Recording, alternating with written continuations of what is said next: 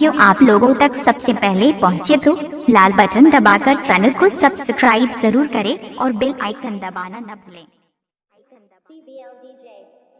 और जहाँ तक पीने पिलाने की बात है मैडम, मस्ती की जान शराब में जो डूबा ना उभरे जिंदगानी ने, शराब में जो डूबा ना उभरे जिंदगानी ने, लाखों घर बर्बाद हो गए इस बंद बोतल की पानी में।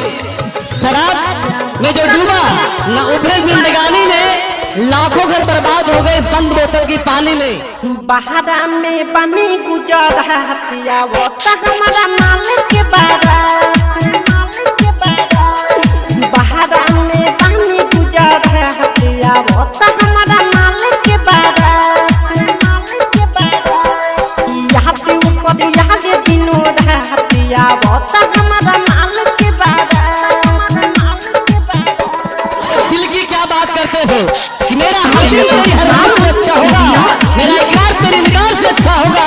अगर यकीन ना हो तो डोली से झांक कर देख लेना जालिम, मेरा जनाजा तेरी बारात से अच्छा होगा। सब धज के जाई अपना पिया के घर, पिया के घर दे पिया के घर, थार दी दे हम फोटो हमार, फोटो हमार दे फोटो हमार। सज धज के जाई अपना पिया के घर, थार दी दे हम फोटो हमार। फुनवा पर करी ना बहतिया वो हमारा मालिक के बारात, बहारा में बनी गुजर हतिया वो हमारा मालिक के बारात।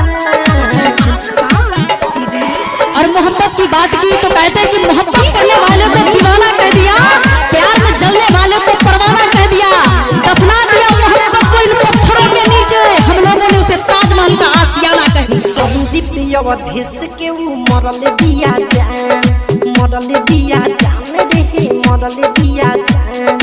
पागल बनवले बाऊ कर मुस्कान, कर मुस्कान रे कर मुस्कान। बलवंत बलिस्टर के मरल दिया जान, पागल बनवले बाऊ कर मुस्कान। चल जाई छोड़ के हमारे साथ आवा